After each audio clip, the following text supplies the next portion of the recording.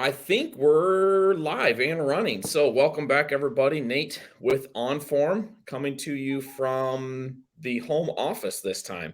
And today we got a really cool guest. His name's Terry Hashimoto, co founder of Boditrak. He's got years and years of experience in the industry. And um, I love the setup that he's got here. This is a cool little outbuilding, I believe it is, and his body track setup, his mat, his hitting studio. When you talk about one of the scientists of pressure in golf, I think of Terry Hashimoto.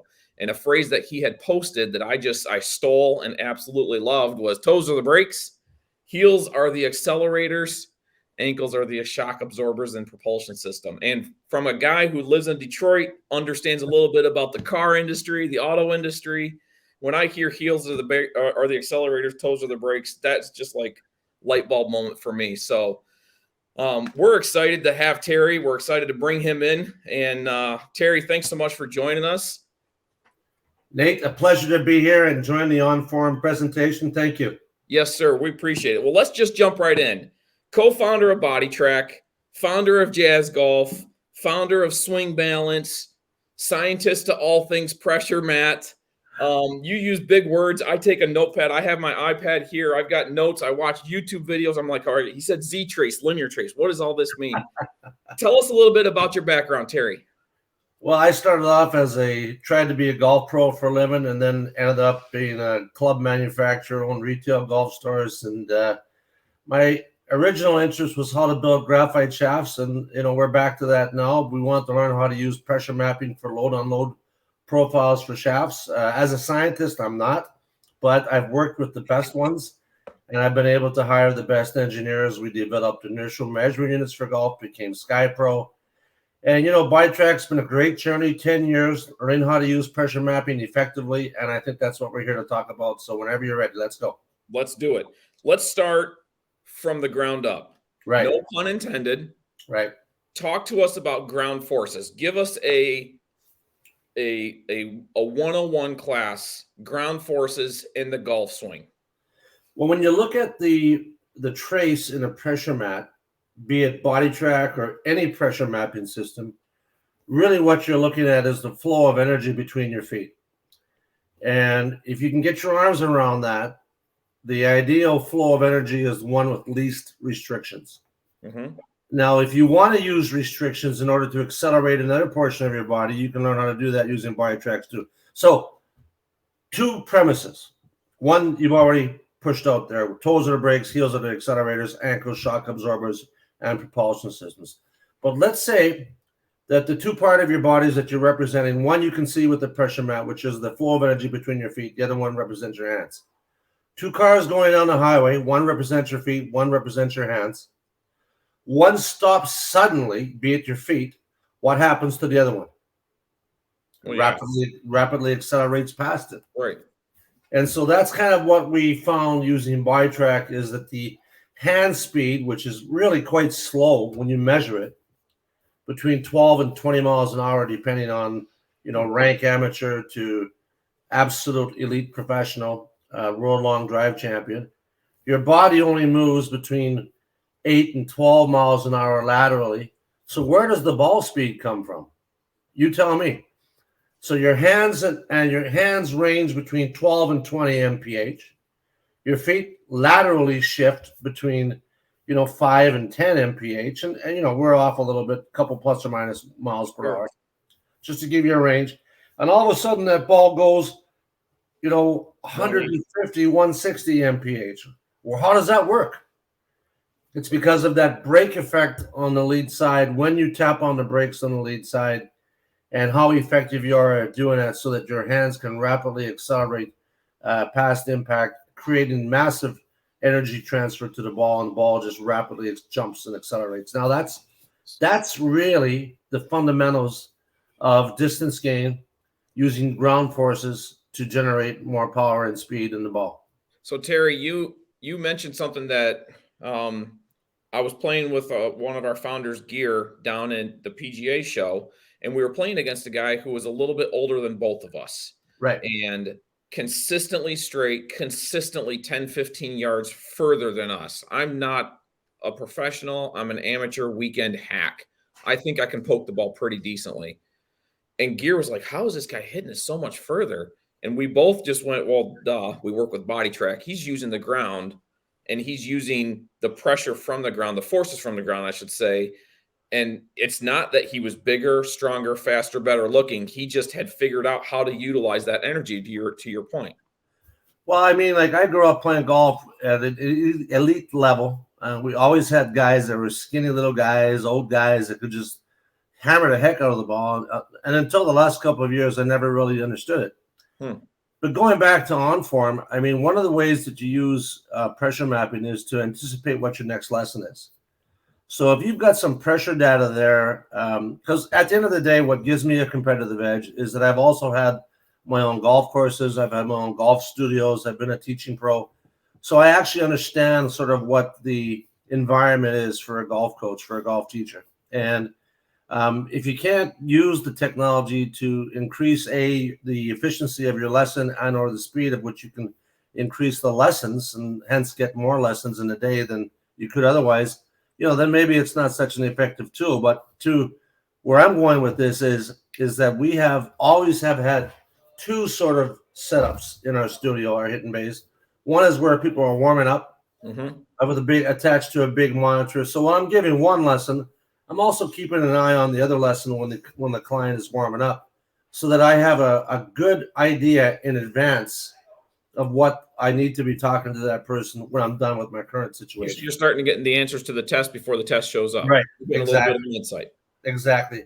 The thing that got me excited about OnForm was the ability to connect with multiple devices at the same time, because that's really what our chip does. We have it's called a T10 chip. It looks like this. It's literally revolutionary. It generates its own Wi-Fi signal. It's on all of the new Boditrak pressure mats. And it'll allow you to connect to multiple devices. And to tell you the truth, I don't know the limit. We've never connected more than 4 or 5 at a time, because you really don't have any way of benefiting from that. Sure. You can. How many angles can you absorb? Exactly. Yeah.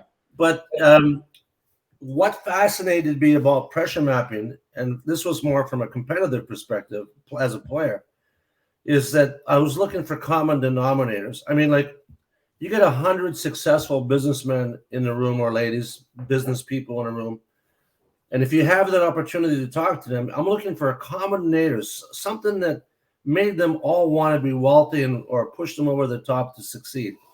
So I was looking for common denominators from the get-go, and we found several. Number one was we learned that great golfers set up more heavily on the lead side. That was kind of a surprise because that wasn't the way I was taught. Hey, let's pause there. Yeah. What is that average? Let's start there with what you're saying. The common denominator, they set up heavier on their lead side. What are some of those numbers? 55, 60 on the lead side. And I keep in mind, I'm a Hurricane. I went to school at University of Miami. I was a D1 player, played tour golf, was taught by Bob Toski, Cameron Cherry, and some of the best teachers in the world. And they didn't teach us that. They all thought, well, not all, but many thought that you should set up more on your trail side. Right. So you could eliminate the lateral motion. And by eliminating the move, make the swing more efficient, which turns out not to be the case. Later on, when I got to go see my mentor, Bob Toski, about 4 or 5 years ago, he set up 64. He set up 60 on the lead side, which was a surprise because he had suggested that the weight would shift to the trail side. So why not move or set up with more weight there to begin with, which, made sense to me at the time.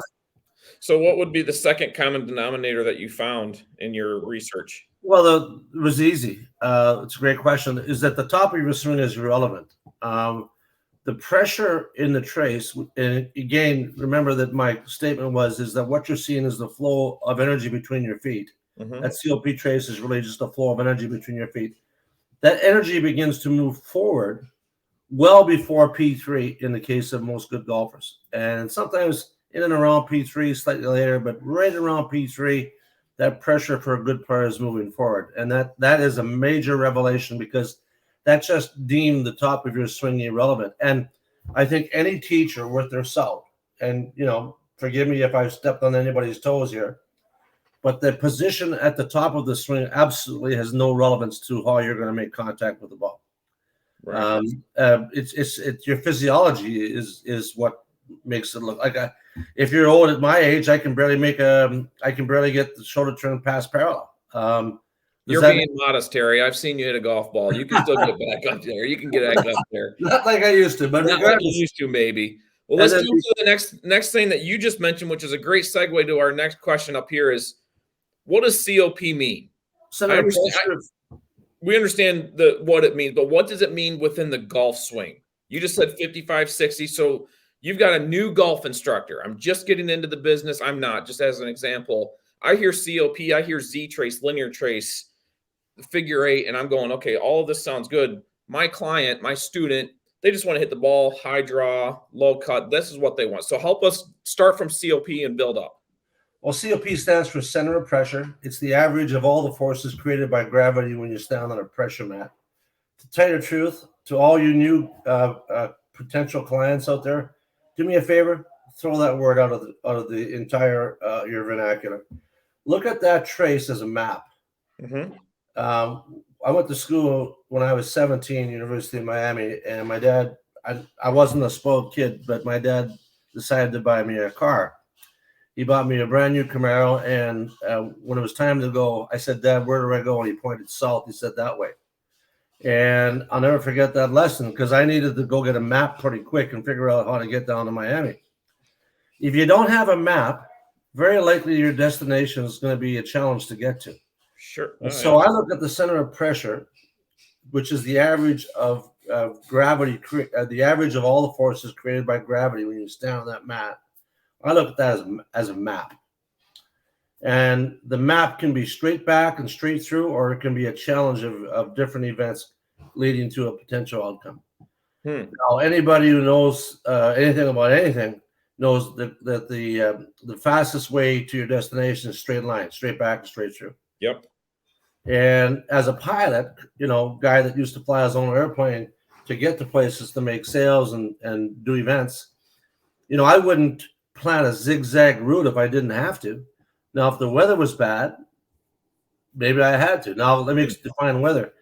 Maybe you've got a restriction. Maybe you've got an ankle injury. Maybe you've got a hip injury. Maybe you've got a shoulder injury. So maybe a straight back. Maybe you got a dad bod like I got to get rid of. Well, it's funny because you asked about the first two pressure positions, which is 55, 60 on the lead side, pressure getting early to the lead side for optimum distance gain. But the third one, to me, was the greatest revelation, which was that when the lead arm is parallel to the ground on the way back, all the greatest players in the world had slightly more pressure in their trail heel. What that means is that they had counterbalance into effect. So your arms have a mass, if you Google it, about 12% of your body. So if I weigh 200 pounds, and I'm giving myself a little slack there, but just to make even numbers, if my arms weigh 24 pounds and I've got 24 pounds going towards impact, I better have more pressure in my trail heel to offset the forces going towards the ball. Sure. But, these are just the easy points. Now, what's complicated is when people start talking about horizontal forces, vertical forces. And to me, those are really not relevant because no matter what I do, I still need a map to get to my destination. And that trace is the map. And I think what you were just alluding to, Terry, correct me if I'm wrong, and I'm going to jump a slide back, we're talking 101 here. Horizontal forces, vertical forces, that's 202, 303. We're getting more advanced. But if we're going to come back to, I own a pressure mat, what do some of these things mean? How can I help my student get a little bit better? We're coming back to the fundamentals, the 101, and that's the ground forces, center pressure. No question. That linear trace, you'd be fine. I mean, to this day, people still argue about Ben Hogan's book called The 5 Fundamentals of Golf. Grip, stance, setup, backswing, and downswing, the 5 fundamentals. A lot of people today don't think the grip is a fundamental. I've heard Jim McLean, who's a personal friend, say, I don't think the grip's a fundamental anymore. Okay, it's not a fundamental, but in terms of pressure mapping, there are fundamentals, and they are the key positions, which is setup, 55, 60, When the lead arm is parallel to the ground on the way back, the pressure is already going forward for a good player. They have 55, 60 in the trail heel at that position. And the amount of pressure that you get to the trail side depends on the length of the club. So, for example, for a wedge, you might only get 55, 60 back to the trail side. For a 7-iron, you might get 55, 60. For a driver, you might get 80, 90. But at impact, you're always going to have 80, 90% of your pressure at impact on the lead side, or you're not effectively using the ground correctly, and you're not optimizing the potential for the brake effect. There is no, by the way, 201, 202. University, we call them 400 and 500 level courses. You know, it's a myth. And I'll openly tell you this, is that Dr. Kwan, when they've been put into a corner, he'll tell you that the best drill for golf is a step drill. Yeah. And Dr. Kwan's smarter than I'll ever be. And he has more knowledge about kinematics, kinesiology in his left pinky than I'll ever have cumulative for all the years of research that I've done. However, what Dr. Kwan hasn't done is he hasn't worked with beginners, intermediate players, tour players to the extent that we have, or I have. And, you know, my job as a teacher, when I do teach, is to make these students faster, better, stronger, quicker. And the science at that point, you can throw it out in a basket, doesn't matter. The client just wants to know, well, what do I got to do? Right. One or two things. One thing, probably the best. What's the one thing I got to do to hit the ball stronger, further, and straighter? That's right. Which leads me to kind of our last slide here, and you have alluded to this several times. Boditrak setup with the Golf P system. Many people have heard, and they know P1 through P8, 9, 10, whatever they attest or acquire to. What I would love to know is, we're at P1, 55, 60. Let's go super as best as you can help us. P3, pressure's already moving forward. So where would that number be? Would you say, is it relative to each golfer? But at P3, am I going 55 lead leg or trail leg, 60 lead leg? Am I giving 5% change? In and around P3, you're going to have 55, 60 pressure into your trail heel for counterbalance. Okay. At that point, the pressure is already beginning to move forward. How much pressure you get to the trail side depends entirely on the length of the club. For a short club, like a wedge, you only need to get 55, 60% of the pressure max to the trail side. Note, not the toe heel. Right. The longer the club, the more pressure that you will get to the trail side. So for like a driver, you might get 80, 90. What people don't realize, however, is that where you put the pressure at P3 determines how fast you can push pressure to the lead side. And unfortunately, it's just a pair of running shoes. But 4 arches, the ball of the foot, the transverse distal arch, where the ankle connects to the foot, the transverse proximal arch, and the longitudinal arches. When that pressure gets outside of that trail foot, if you're rolling that ankle over, you can't recover quick enough. You'll be late getting pressure to the lead side. Top 3 pressure flaws in golf undeniably are too much pressure in the toes during your swing. That's like driving down the highway with 1 foot on the brake. You can do it, but it's always a nervous adventure. Yep. Number 2 is kids back up in the irons prior to impact. Well, look, it's like backing up when you throw a punch. If you back up before you make contact with that punch, you didn't make full optimal potential. Are you, Terry, on that one? Are you saying like that reverse C? Yeah, I've heard like people are doing one of those. What's interesting, and this is where guys lose it. You moved your head way back. You did that, and your head's one of the heavier parts of any human body. Yeah. So when you move the head backwards, effectively you're moving the center of mass backwards. Correct. So when the center of mass is going backwards, now you've got a kind of a problem, because now all your mass is not being distributed at impact. It's less efficient. So top 3 pressure flaws remain constant. Too much pressure on the toes during a golfer's swing. Backing up in the irons for juniors and some older people too. And old guys like me do not get pressure to the lead side quick enough. And I'm on, and hopefully you'll be able to join us, but we're going to be meeting with Justin James. We're doing some shaft fitting testing down in West Columbia, South Carolina at USC with Prisma Health. And the one drawback that Justin has is he doesn't get enough pressure to impact. He's only got like 55, 60. If we can get him to 90 and he's comfortable with that without hurting himself, he's going to pick up 17, 18 yards, which would make him the undisputed world champion of the world. And he's looking for 7. He's looking for 4 yards. I think we can give him 20. But he's got all through that change of just getting more pressure to that lead side at P7. Well, P7 definitely, but P5 more importantly, because at P5, now you're entering when the lead arm is parallel to the ground on the way down. Mm-hmm. That's when you want to have maximum pressure, vertical pressure on your lead side. Let me refine that. That's when you step on the brakes so that your hands can rapidly accelerate past that. And that, to me, is my final frontier. I've been doing this for a decade, as you know, and thanks for alluding to it. We started a new company called Swing Balance, which will incorporate Boditrak technologies. But instead of me working full-time with Boditrak, no, I'm working full-time for myself with my new business partners. And what we're doing is seeing if we can use Boditrak enabled pressure mapping technologies to help figure out load-unload profiles for golf graphite shafts. And to tell you the truth, I know I've achieved that. Well, let me ask you, because you segued perfectly for what our last question, one of our last questions is like, what's next for the Terry Hashimoto brand? I know you just alluded to Boditrak. You're kind of shifting the focus over to the new company, Swing Balance. Tell us a little bit about Swing Balance. Tell us a bit about the partnership that you have with Acra, the color system, all of that stuff. It has me super intrigued. Thank you. Now, I appreciate the opportunity. So we started Swing Balance in around 2016. I was very interested in the tsunami bar sports. They developed a flex bar technology. It's really a bar that bends when you use it. It just got voted in 2021 as one of the top training tools for golf.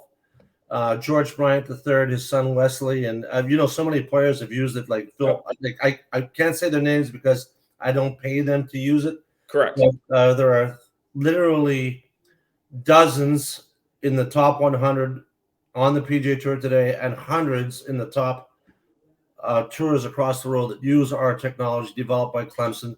Listen, Terry, I'm going to make a shameless plug to help you. At the PGA show, my 16-year-old son was with us working the booth, and George came up. He was talking with Connor. Do you work out? Next thing I know, I've got the entire team over my son's shoulders looking at some of his fitness, and they're like, you need tsunami bars. We're going to send you some. We're going to hook you up, and we're going to connect with you. And now I got a 16-year-old running around the house going, Dad, I'm texting George Bryant. He's going to tsunami bars. I'm like, this is great. Well, and the other thing is it works for baseball. Yes. Works for hockey. Works for cricket. And it also helps any racket sports, because if you're training, at the end of the day, what you're doing is you're trying to increase your vertical forces into the ground. Now, I'm a big advocate of trace, not vertical forces, but from a training perspective, the harder that you can push into the ground, the faster you're going to come off the ground. And that's going to give you the break effect, which is when you break in and around, to your point, P5. Mm-hmm. When you break on that lead side, the harder you break and the faster you break and the quicker you can release it, the faster your hands will pass through it. Now, I want to finish my thoughts here on this, Nate, is I always thought, and I was wrong, I always thought you had to be just hammer on the brakes and keep it there. Not true. All you have to do, based on what we found recently, is just tap on the brakes at the right time, which is in around P5, and the hands will massively go past it, much like when you take a bull whip and you crack it. Mm-hmm. You don't have to be strong to crack that whip. You have to just time it perfectly. And like to your point when we started, we all know golfers that are skinny, old, and maybe even fat and old, but can just bomb it. And what we've learned is that they have, on their own, figured that out. They don't even know what they're doing. But what my job was is to learn what they're doing so that we can share that with everybody who wants to use OnForm to be able to figure this out effectively. I appreciate that. I will make another plug for I think it was on Instagram, your test, or maybe it was Facebook, where you put the golf balls in your car, in the bin next to you, and I'm glued watching it, Terry. You tap the brakes and they all move forward, and a light bulb went off for me. It's not slam on the brakes, P5, and then it's tap them and you keep going. And that's where I understood the getting my pressure from my trail to my lead side that fast. Boom, and you avoid injuries instead of hammering them on. Instead of hammering them on and staying there and rotating around a fixed point. Now you're going to be like Kyle Berkshire and Bryson Shambo and many of the long hitters, where they tap on the brakes and then they clear rapidly. Well, they're a bit exaggerated because they are going after some ridiculous 235-mile-an-hour ball speeds. Yeah. But, you know, it's a very interesting thing, because I like to tell people that I'm a 3D guy, distance, distance, and distance. Yep. Because when you get to my age and you've played golf at the levels that we've played at, you know, I don't care whether I shoot 70 or 68 or 85. If I can hit 3 drives 280 at my age, I've had a good day. I agree. I agree with you. We did this with some ladies, and this one really is where I got excited. When I can take a 60-year-old lady who hits the ball 140 and get her to 165, do you know how happy she is? I mean, especially on Ladies League, on Wine and Nine night, on all those, when she's hitting that thing further, you've made her day, Terry. I agree. And you know, the thing that we couldn't do on our own was we've never been able to sync our video up as effectively and efficiently as OnForm has. And now you've got incredible pressure mapping, extremely in time in sync with the video. So now you can see specifically for your video-centric clients when the lead arm is parallel to the ground, when they break. You can see all that in one visualized screen. And now with your synchronization feature coming around the corner, I think when you can have 2 camera angles all on one, you've just replaced, in my opinion, all the ideas. I mean, I've got cameras up the yin yang here that cost $1,500 and $3,000. You throw them all away, they're all gone. And I say to a lot of people, Apple has figured out a really, really expensive camera on these iPads and iPhones. All we've done is just tapped into what their hardware is, our technology, and you're getting incredible video at a fraction of the cost of your $3,000 camera. Now, listen, Terry, I'll sell you the app for $3,000 if you want. Make check payable to Nate, but that's what OnForm has done. Is when we partnered with Boditrak, we've heard from coaches, and that's really where our app has developed. Is we're listening to coaches saying this is what we were looking for. And recently, with the centerization, when we center the Boditrak, once you sync it up and you stand on the mat for 3 seconds and it finds center, you can change angle left and right based on your visualization. It's an aha moment for a lot of coaches. The auto center capture feature of OnForm is tremendous. The skeleton's intriguing, and the fact that you can send that information to your clients so easily and efficiently is mind-blowing. And, you know, the other thing is a lot of people still use annotation. Good for them. And you have a very easy-to-use annotation. The thing I also love is you have natural voiceover. So when you're collecting that data, you can be talking to your student. You don't really have to do a voiceover later on if you don't want to, as long as it's within that time frame that they swing. There's so many good feature suites, and the beauty of it is it's affordable. And congratulations to OnForm, to you and Krish, and to Gear for developing such a fine product. We appreciate that. And Terry, I can't thank you enough for carving out some time on this weekend. This has been a notepad filled with thoughts and feedback. And I know that a lot of our coaches are going to benefit from this conversation. And again, thank you so much for joining us, man. We really do appreciate it. Nate, thank you so much. And hi to everybody up there in Colorado, wherever you're at right now. Enjoyed the opportunity. Appreciate it. Thanks, Terry. See you later, Nate. Bye-bye.